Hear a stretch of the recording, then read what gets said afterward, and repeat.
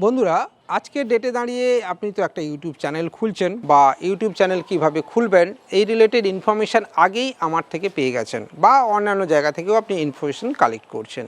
কিন্তু আপনি কি জানেন যে ইউটিউব চ্যানেলকে যদি গ্রো করতে হয় সবচেয়ে ইম্পর্টেন্ট জিনিস কি, যদি আপনার ভিডিওকে ভাইরাল করাতে হয় সবচেয়ে কোনটা আগে দরকার, যদি আপনার ভিডিওর প্রচুর ভিউ নিয়ে আসতে হয় মানে দেখা মাত্রই লোকে আপনার ভিডিওকে ক্লিক করবে তাহলে কোন জিনিসটা আগে দরকার? হ্যাঁ, তো সেটার উত্তর হলো থাম্বনেল। থাম্বনেল আপনাকে এক্স্যাক্টলি প্রপার বানাতে হবে। আপনারা অনেকেই দেখেছেন, আমার যারা ভিডিও দেখেন তারা অনেকেই জানেন যে প্রথমের দিকে থাম্বনেল আমার ভালো না হওয়ার কারণে অনেকেই আমার ভিডিও দেখতেন না বা পছন্দ করতেন না, ভিডিওর উপরে ক্লিক করতেন না। তো প্রথমে একটু জেনে নিই যে ভিডিওটা ভাইরাল কিভাবে হয়। এক হচ্ছে ভিডিওর থাম্বনেলটা যত ভালো হবে একসাথে মানুষ তত বেশি ওই থাম্বনেলের উপরে ক্লিক করবে এবং এই থাম্বনেলের উপরে যে ক্লিক করা হয় এটাকে বলা হয় ক্লিক থ্রু রেট বা CTR।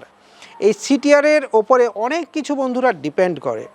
যদি আপনার CTR হাই হয়, ক্লিক থ্রু রেট হাই হয়, তাহলে সেই ভিডিওটাকে ইউটিউব রিকমেন্ডেশন দেয়। কেন দেয়? ইউটিউবের যে অ্যালগরিথম আছে সেখানে কিন্তু এই বিষয়টা বা আর্টিফিশিয়াল যে ইন্টেলিজেন্স রয়েছে সেখানে এই বিষয়টা ধরা পড়ে যে এই ভিডিওটার উপরে পার্টিকুলারলি প্রচুর মানুষ একসাথে ক্লিক করছেন। জাস্ট এই আর্টিফিশিয়াল ইন্টেলিজেন্স এটাকে কালেক্ট করে এবং শর্ট আউট করে, দেন আপনার ভিডিওটাকে অন্য পেজে মানে যারা আপনার ভিডিও দেখেন না বা যারা আপনার সাবস্ক্রাইবার নন তাদের পেজেকে তারা রিকমেন্ডেশন দেয় যাতে আপনার ভিডিওর ভিউটা ব্রাউজ ফিচার থেকে বেশি পরিমাণ আসে। এবার প্রশ্ন হলো যে প্রো লেভেলের থাম্বনেল আপনি কোথা থেকে বানাবেন?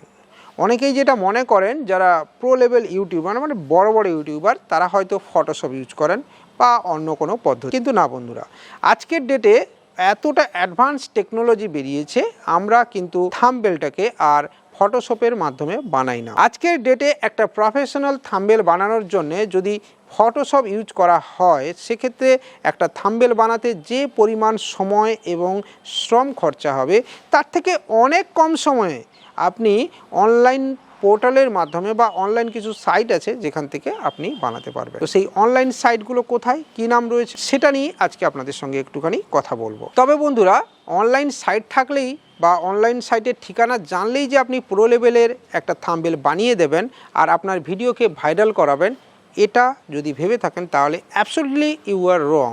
প্রথম যেটা হচ্ছে কন্টেন্ট ইজ দ্য কিং, এটা আপনাকে বিশ্বাস করতে হবে। কন্টেন্ট ভালো থাকাটা জরুরি। আপনাদেরকে আমার নিজেরই কিছু এক্সাম্পল শেয়ার করি।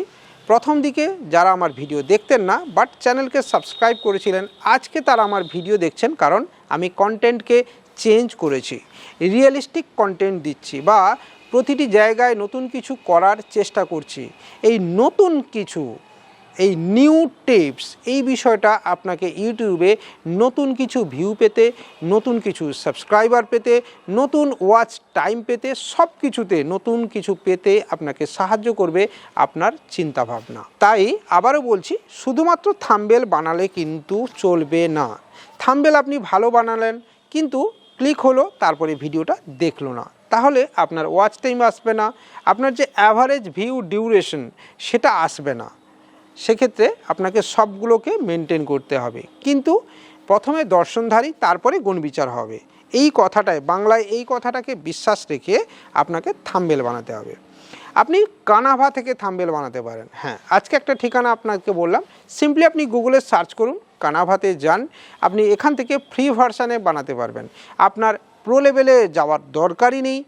তবে আবারও বলছি যে থাম্বনেল বানানোর আগে ফটোশপ সম্পর্কে বা থাম্বনেল সম্পর্কে আপনার একটুখানি নলেজ সত্যিই থাকা দরকার। কারণ কোন থাম্বনেলে কি লিখতে হবে আর থাম্বনেলে এক্স্যাক্টলি কি ওয়ার্ড ইউজ করতে হবে যাতে আপনার ভিডিওর উপরে মানুষজন ক্লিক করবে সেটা কিন্তু আপনার সত্যি জানাটা দরকার। আজকের এই ভিডিওটাতে এইটুকুই আপনাদের সঙ্গে তথ্য শেয়ার করলাম। পরের দিনই এরকমই কোনো টিপস নিয়ে হাজির হব। ভালো লাগলে চ্যানেলটাকে সাবস্ক্রাইব করবেন, লাইক করবেন, কমেন্ট করবেন, শেয়ার করতে পারেন।